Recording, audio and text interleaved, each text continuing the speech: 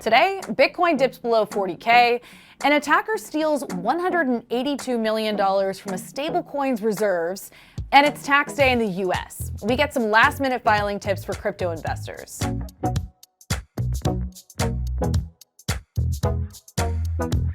Welcome to CNBC's Crypto World. I'm Mackenzie Sigalos. Digital currency prices started the week in the red. Bitcoin has fallen back below the $40,000 level. Ether is currently trading around $2,900, but Luna's Terra token bucked the trend and is moving higher today. All right, let's talk about the top stories. First, an update on that record-breaking Ronin network hack.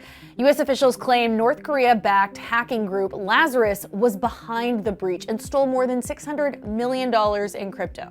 As part of the allegations, the U.S. Treasury Department announced new sanctions against an Ethereum wallet linked to Lazarus. Speaking of stolen funds, the Beanstalk protocol just had millions of dollars drained from its reserves over the weekend. The attacker took out a special kind of smart contract-based loan known as a flash loan to buy up a massive amount of the protocol's governance token, Stock. The attacker then used that voting power to transfer $182 million in reserves to a private crypto wallet. The Beanstalk stablecoin's value plummeted after the attack.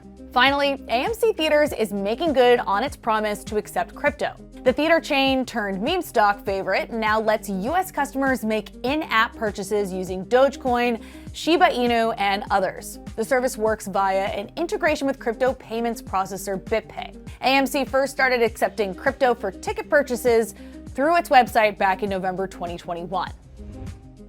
All right, on to our main story. Today is the deadline to file your taxes in the US. Now, if you haven't gotten started, you're really running out of time. I spoke to CoinTracker's head of tax strategy about last-minute tips and what crypto investors can do this year to minimize their taxes next April.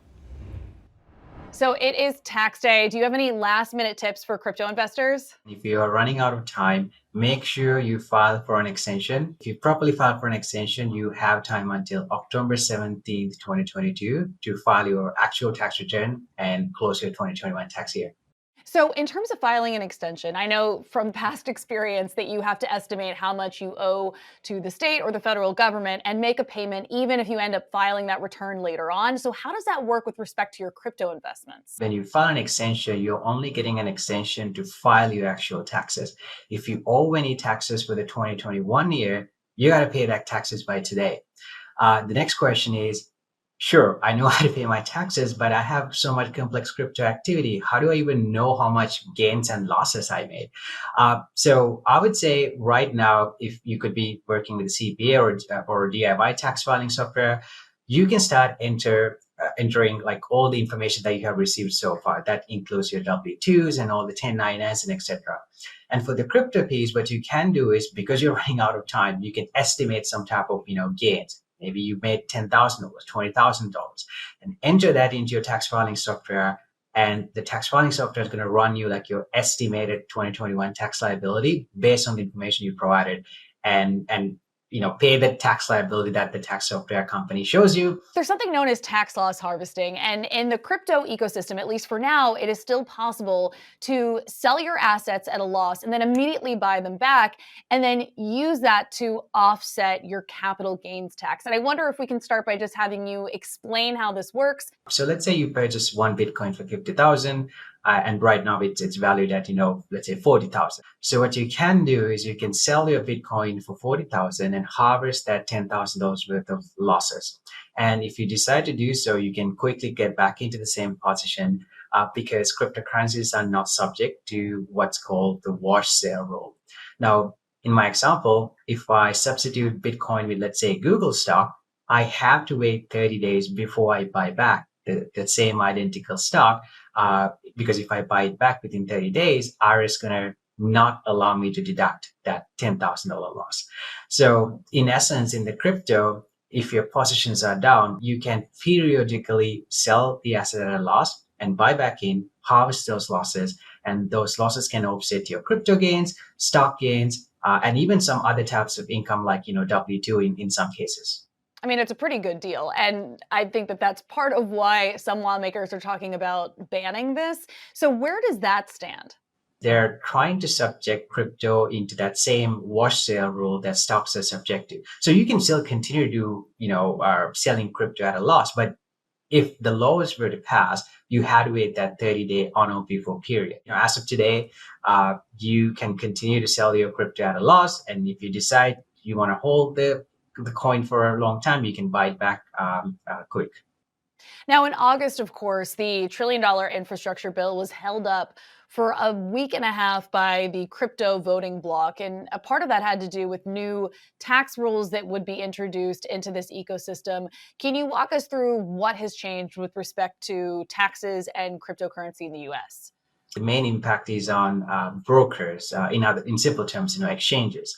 So starting 2023 tax year, exchanges are required to issue Form 1099-Bs, summarizing their users' capital gains and capital losses. It's going to be, very good thing for the taxpayers because you can go there, download the forms, and file your taxes easily. Now, that's a good side. The other side is that these 1099-B forms will never be complete nor accurate because of the cost basis gaps that exist in the crypto space. Unlike in the stock space, crypto, people self-custody them. Crypto you use in DeFi type of environment, and if you have cryptocurrencies, you're more likely to have 3 to 5 exchanges and wallets, and you constantly transfer these coins in between those locations. And when you do those, you're still going to get a 1099 from the exchange, but you can have a lot of gaps where you had to reconcile things manually. What can crypto investors do this year to save on their filing for next year? You can do multiple things. Taxes harvest periodically, set up a recurring interval. It could be 2 weeks, every other week, or monthly. And then the second thing is, if you really have to sell something and cash out, make sure you sell the coins which you have held for more than 12 months. When you do that, those gains can be subject to a lower long-term capital gain tax rate versus your regular, short-term capital gain tax rates. And then the third thing is use a smart accounting method like HIFO, highest in first out. When you use a smart accounting method, you're essentially selling the coin with the highest cost basis first, versus something like FIFO, first in, first out. Before we go, we want to remind you that you can find the full interview with Shehan and a whole lot more over at cnbc.com/cryptoworld. That's all for today's show. We'll be back again tomorrow with more, and we'll see you then.